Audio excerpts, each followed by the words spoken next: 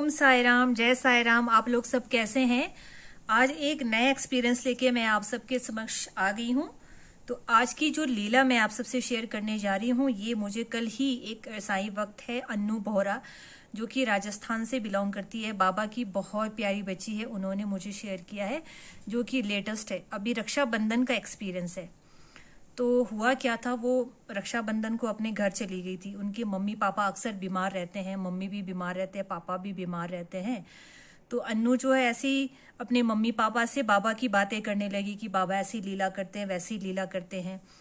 तो फिर अन्नू की मम्मी ने कहा, अगर बाबा है तो उन्होंने हमें ऐसी सिचुएशन में क्यों रखा है, हम ठीक क्यों नहीं हो जाते, हमारे को ऐसे क्यों रखा, हमारे साथ ऐसे क्यों करते हैं। तो हर कोई समझ नहीं सकता कि ये कुछ कर्म भी होते हैं, लेकिन हम तो समझते हैं ना कि हमारे कर्म है। तो जब अन्नू को ये उनकी मम्मी ने बोला, तो अन्नू को ना बड़ा दुख सा हो गया कि ऐसा क्यों बोलते हैं, हम तो बाबा को जानते हैं, पहचानते हैं। तो रात को सोती है वो, अपने बच्चे अपनी मम्मी के साथ, अपने बच्चों के साथ, अपनी मम्मी के साथ वो सो जाती है। और सोते सोते आंख में आंसू के साथ में बाबा से बोलती है कि बाबा, मैं आपको जानती हूँ, आप तो मेरे साथ बहुत सारी लीलाएं करते हैं, मैं आपको जान चुकी हूँ, पहचान चुकी हूँ, आप भगवान हो। तो इनको क्यों नहीं समझ में आता है, वो दिन कब आएगा जब ये आपको मानने लग जाएंगे, आपको पहचानने लग जाएंगे, आपको आपके ऊपर विश्वास हो जाएगा। ऐसे आंख में आंसू के साथ बाबा से प्रे करके वो सो जाती है। तो सुबह के टाइम में 3:30-4 बजे के टाइम में, जब काकड़ आरती का टाइम होता है, उस समय जो है अचानक अन्नू की जो है आंख खुल जाती है। तो अपने आप को क्या देखती है कि वो एक कमरे में बंद है और वो अकेली लेटी है, उसके आसपास में कोई भी नहीं है, ना उसके बच्चे हैं, ना उसकी माँ है। और छत के ऊपर जब उसने नजर लगाई तो छत नहीं है, वहां पे उसके घर का छत ही नहीं है, और वो एक खुले आसमान के नीचे सो रही है।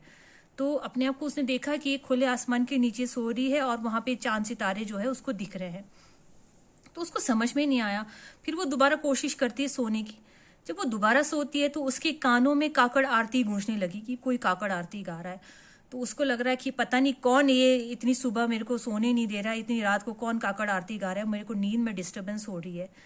तो अचानक जब फिर से उसकी नींद खुलती है, आंखें खुलती है, तो उस खुले आसमान के नीचे फिर से अपने आप को पाती है अकेली, चांद सितारों के बीच में, खुले आसमान के नीचे। तो वहां वो क्या देखती है कि अचानक उसको उन चांद सितारों के बीच में, वो खुले आसमान में बाबा नजर आ रहे हैं। और फिर अचानक अन्नू बोली, बाबा नजर आ रहे हैं, और वो भी देखा कि तात्या उनकी गोद में सो रहा है। फिर अन्नू ने बोला, बाबा आप आ गए? तो बोलते बाबा ने, हाँ। तो ये काकड़ आरती क्या आप गा रहे थे? अन्नू ने पूछा, काकड़ आरती क्या आप गा रहे थे? तो बाबा ने कहा, हाँ मैं गा रहा था काकड़ आरती। फिर अन्नू रोने लगी बाबा को देखे। तो अचानक ही बाबा ने अपने दोनों हाथ ऐसे फैला के कहा, आजा बच्चे, मेरे पास आजा। तो जब बाबा ने उसको आजा बच्चे करके ऐसे हाथ फैलाए, तो कहती है कि मैंने अपने आप को मरते हुए देखा। मतलब कि मैंने मेरे शरीर को इतने में अपनी आंखों से देख भी रही है कि मेरा जो शरीर है वो सूक्ष्म ज्योत के रूप में परिवर्तित हो गया, एक ज्योत बन गया। जैसे कि हम जब शरीर छोड़ते हैं तो कहते हैं ना कि आत्मा एक ज्योति स्वरूप है, वो ज्योति बन के चले जाता है।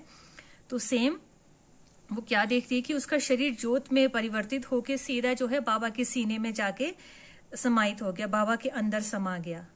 तो अक्सर हमने टीवी पे भी देखा है, भगवान विष्णु के अंदर जब वो मोक्ष देते थे किसी भक्त को, तो दिव्य जो ज्योत हमारे शरीर से दिव्य ज्योति निकलती थी, वो सीधे जाके जो है बाबा भगवान के जो है सीने में जाके वो समाहित होती थी।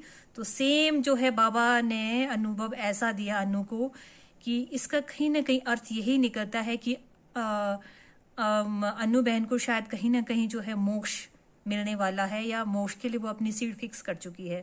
क्योंकि ऐसा सपना तो मोक्ष जिनको मिलता है उन्हीं को ही आ सकता है ना, ऐसे इस तरह का अनुभव तो वो उन्हीं को हो सकता है।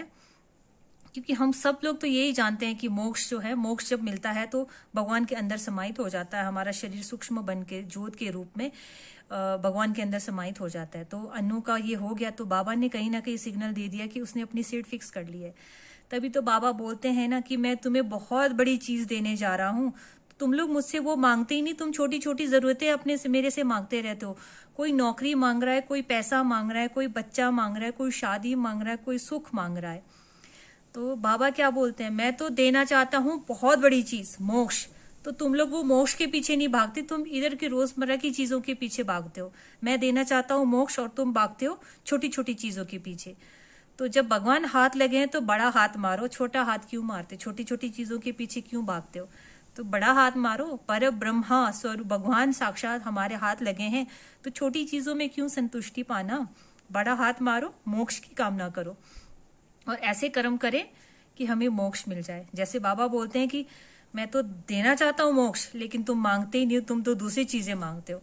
तो आज के बाद हम भी ऐसे कर्म करें कि हमें भी मोक्ष मिल जाए। मैं भी चाहती हूँ कि मुझे भी मोक्ष मिल जाए, लेकिन मोक्ष मिलना आसान नहीं है। मोक्ष के लिए बहुत अच्छे कर्म करने पड़ते हैं, बहुत कुछ करना पड़ता है। आसान नहीं है मोक्ष का मिलना, रास्ता भी बहुत कठिन है, लेकिन हम कोशिश तो कर ही सकते हैं। कौन इस दुनिया में बार बार आना चाहता है, बार बार जन्म लेना चाहता है, कष्ट जो भोगना चाहता है, कभी ये कष्ट कभी वो कष्ट? जब हम इस जनन मरण की मृत्यु लोक से ही मुक्त हो जाएंगे तो फिर हम उस झंझट से ही मुक्त हो जाएंगे ना। तो ये तो था अनु का बहुत प्यारा सा अनुभव, एक तरह से ये कि मोक्ष ही उनको मिल गया। तो आपका भी कोई एक्सपीरियंस है तो आप हमारे साथ शेयर कर सकते हो। मैं डिस्क्रिप्शन में ईमेल आईडी और एक व्हाट्सएप ग्रुप का नंबर मैं सेंड कर दूंगी, तो आप अपना एक्सपीरियंस हमारे साथ शेयर कर सकते हो। खुश रहिए। ओम साई राम, जय साई राम।